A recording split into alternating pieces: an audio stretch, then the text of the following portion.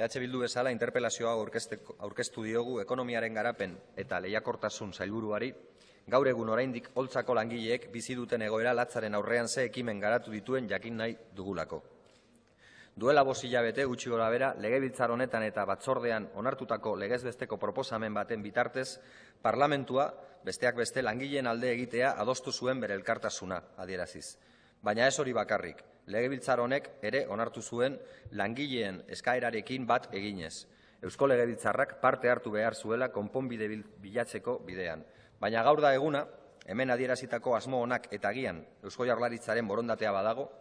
eszenatokik kezkagarria da oso eta legebiltzarrean adierazi eta adostatuarekin ez dator bat. Egun erabakigarriak bizi ditugu eta Bildutik gure esku dauden ekintza guztiak abieraziko eta babestuko ditugu Holtzako langileen defentsan eta beraien etorkizuna laborala sektorean. Gaur, interpelazio baten bidez eta bihar beharrezkoa denarekin. Como le señalaba, esta interpelación no busca sino conocer de primera mano cuáles son las iniciativas que su departamento, que el departamento que preside la señora Tapia, ha llevado en relación con la polémica de Holtza, con una empresa que actualmente se encuentra en proceso de cierre concursal o de liquidación, para ser más exacto, y de la cual ya hemos hablado en este Parlamento en otras ocasiones, concretamente hace 5 meses, y además lo hicimos expresando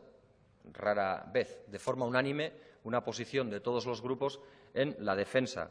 de los intereses de los trabajadores y de las trabajadoras de Holtza. Pero no solo eso, es decir, la propuesta que se aprobó por unanimidad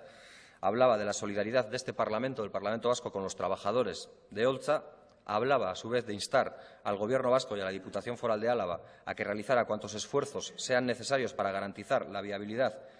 de la actividad industrial del nuevo proyecto de Holtza, y señalaba además, o instaba nuevamente en el tercer punto, al Gobierno vasco a que incluyera este nuevo proyecto empresarial en los futuros proyectos estratégicos englobados en el sector de la madera, por cuanto entendería o por cuanto ayudaría en gran medida al proceso de reflotamiento empresarial en el que los trabajadores y trabajadoras se encuentran inmersos. Ese es el tenor literal de lo que este Parlamento aprobó hace, como digo, prácticamente 5 meses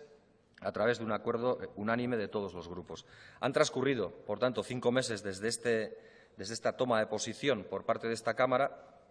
y queremos conocer con exactitud cuáles son las valoraciones que de todo este proceso hace su departamento y cuáles son las valoraciones sobre aquello que no tiene que ver con este Parlamento, pero tiene mucho que ver con el resultado final de lo que pueda pasar o de lo que les pueda deparar a los trabajadores y trabajadoras en relación con lo que tiene que ver con el proceso de liquidación o con la administración concursal. Porque la realidad, y seguramente que lo compartimos, es que la situación a día de hoy es una situación, si no crítica, sí muy alarmante. Y con eso no decimos que lo sea por la inacción del Gobierno vasco, que lo sea por la consejera, sino porque entendemos que en lo que tiene que ver con la evaluación y con la valoración a emitir por parte del administrador concursal, desde nuestro punto de vista, y no lo negamos, lo compartimos con los trabajadores, se están produciendo determinadas distorsiones que creemos pueden dar lugar a un mal resultado para los intereses de los trabajadores y, por ende, para los intereses de lo que este Parlamento manifestó como prioritario, que era no solo su solidaridad, sino el mantenimiento del proyecto industrial. Todos somos conscientes de que el papel que juega el administrador en este momento es un papel importante, por cuanto los jueces suelen tener bastante atención y suelen prestar bastante atención a lo que en ese informe se diga. Pero no es menos cierto que los gobiernos, no sé si tienen la obligación, pero sí tienen la posibilidad y la potestad, y es lo que nos gustaría que se nos expresara, de señalar a la autoridad judicial cuál es la valoración del Gobierno, cuál es la estimación del Gobierno y cuál cree este Gobierno que es la posición más solvente o más viable para garantizar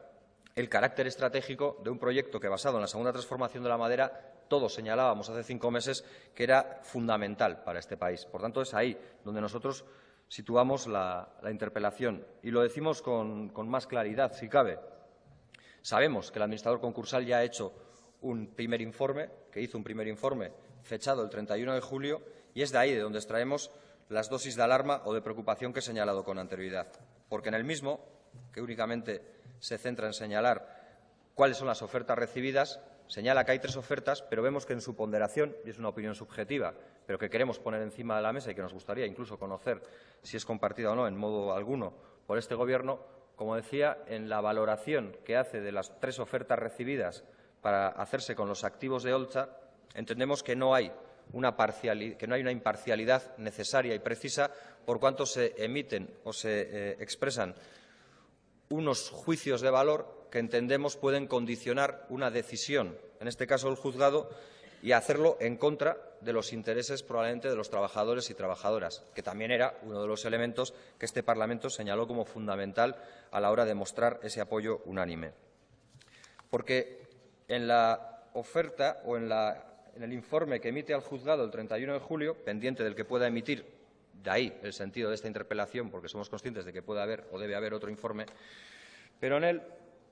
cuando desglosa las ofertas, y por eso le señalamos la preocupación, vemos como en torno a una de las ofertas, a la tercera, lo que hace, que es la que está presentada por un abogado, lo que hace es recoger literalmente lo que la propia oferta del abogado ha señalado en su encabezamiento y que viene a decir algo así, y permítanme que lo lea, como que la propuesta de adquisición de los activos de Olcha se enmarca en un nuevo proyecto empresarial cuya misión es, ahí vienen las comillas y lo coge literal, una empresa global, líder de diseño, desarrollo y fabricación de todo tipo de materiales constructivos provenientes de la madera con la sostenibilidad como referencia en todos los procesos y productos. Todo esto acompañándose de un plan de viabilidad. Bien, esa definición convendrá conmigo la señora consejera en que parece acompañarse poco con la realidad, por lo menos con la realidad conocida a día de hoy, porque esa propuesta se sostiene por la oferta de una única persona, un abogado. No conocemos qué hay detrás de ese abogado. Todos somos conscientes de que en el Estado español más, bien es cierto, muchas veces se ha utilizado la figura de abogados para ocultar a los verdaderos interesados en la oferta que salen a la luz una vez ha sido adjudicada, y eso es un elemento que nos preocupa porque sin hacer juicios de valor creo que es bueno que los trabajadores y que el conjunto de la sociedad conozca de antemano quiénes son los interesados en hacerse con los activos y en llevar adelante la viabilidad, y porque en cualquier caso al plan de viabilidad al que hace alusión y que ha sido presentado por esta oferta, por este abogado, nos encontramos con que es el mismo plan de viabilidad, el mismo, las 65 hojas, hoja por hoja, cambiando únicamente el encabezamiento inicial, que ya se había presentado hace año y medio por los anteriores propietarios y que venía firmado por una empresa y que fue rechazado a su vez por las entidades bancarias que tenían que prestar los avales o el préstamo. Y además vemos que ese plan de viabilidad estaba fechado hace un año y medio. Usted sabrá mejor que yo, y probablemente me lo pueda aclarar si cometo algún exceso o algún error, que un plan de viabilidad hecho para un contexto que se sitúa hace un año y medio probablemente tenga poca viabilidad en un contexto como el actual, porque los planes de viabilidad tienen una duración de vida bastante escasa si quiere que sean precisos y que sean exhaustivos, y que, por tanto, ahí no parece que pueda darse. En cualquier caso, y para finalizar, si el plan de viabilidad de una de las ofertas es el mismo que se presentó hace año y medio por parte de los anteriores gestores, si desde nuestro punto de vista, y entendemos que eso no tiene por qué ser compartido, la parcialidad en el informe del administrador concursal parece evidente, y se frente a una propuesta de un grupo empresarial que se ha interesado y que ha hecho su propio plan de viabilidad y que lo ha tasado y lo ha puesto, se contrapone la de un abogado sin conocer qué hay detrás y sin conocer qué experiencia la avala ni qué proyecto tiene detrás, no estamos ante el riesgo de que aquello que dijo este Parlamento que quería poner encima de la mesa, que era no solo la solidaridad, sino el mantenimiento de todos los puestos de trabajo posibles y el mantenimiento de la actividad de esta empresa por el carácter estratégico, se vaya al traste. Como señalaba, había un elemento que era importante, y con esto finalizo. Se decía que había que tener en cuenta la atención y la opinión de los y las trabajadoras. A nosotros nos consta que la opinión de los y las trabajadoras ha sido expresada en multitud de ocasiones, igual que a nosotros, al Gobierno y a los grupos que hayan estado interesados.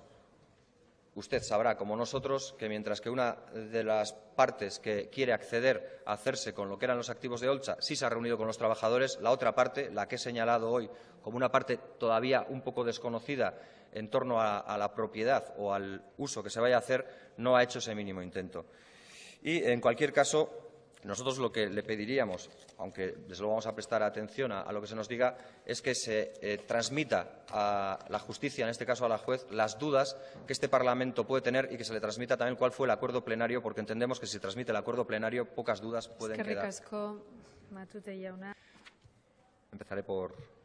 justo el final de lo que ha señalado. A nosotros nos alegra oír cuáles son las condiciones que este Gobierno va a poner, porque las compartimos. Es decir, porque entendemos además que esas condiciones son necesarias para poder garantizar la viabilidad no ya de la empresa, sino del sector. Pero creemos, y hay que ser sinceros, que esas condiciones en absoluto las cumple el abogado. Y creemos que si esas condiciones que ponemos, es decir, solvencia económica, como hemos señalado, la desconocemos, y vuelvo a insistir, la práctica del abogado pantalla es una práctica que, por desgracia, no se la ha inventado nadie hoy y aquí, sino que existe desde hace mucho tiempo y que seguramente usted como yo compartiremos en que ha dado lugar a verdaderos escándalos, tanto por el destino, la adjudicación final de la empresa, como por el currículum que puedan arrastrar algunos o algunas. Y también probablemente haya dado lugar a experiencias que no son así. Dicho todo para ser justo, pero en cualquier caso la falta de claridad nos hace por lo menos ser cautelosos y, por tanto, ante esa falta de claridad desconocemos la solvencia económica, el posicionamiento en el mercado, pues a falta de conocer un proyecto empresarial más allá del plan de viabilidad, que es el de hace año y medio y es un plan desfasado y rechazado, pues también entendemos que no se da en ese caso. La capacidad de gestión, pues salvo que uno profese una fe incalculable, también hay que ponerla muy en cuestión, porque no conocemos qué posicionamiento en el mercado y en el sector tiene este abogado con carácter previo. Otra cosa es lo que venga detrás. Y en el programa de internalización, pues otro tanto lo mismo. Y, sin embargo, vemos que todas esas condiciones que usted ha señalado, y lo decimos con claridad y, además, con toda la honestidad del mundo, porque a nosotros, como EH Bildu, nos da bastante igual cuál sea el grupo empresarial que finalmente pueda reflotar esta empresa o no. Nos da bastante igual, quiero decir, en cuanto al volumen de beneficio que puedan obtener unos u otros. Lo que nos preocupa fundamentalmente es lo que los trabajadores nos están señalando. Y los trabajadores tienen una posición clara que tiene que ver con dos elementos fundamentales, con que todo lo que usted ha señalado aquí, que compartimos nosotros, solo ven que se cumple en una de las partes por la claridad con la que la han expuesto, y es una empresa determinada, y porque además esa empresa determinada es la única de las empresas que se ha dignado a estar con ellos para ver en qué condiciones podría readmitir, es decir, podría incorporar a parte de los anteriores trabajadores en la perspectiva de incorporar al conjunto, mientras que las otras, el abogado incluido, no ha hecho ningún intento ni ninguna gestión. Por tanto, nosotros reiteramos,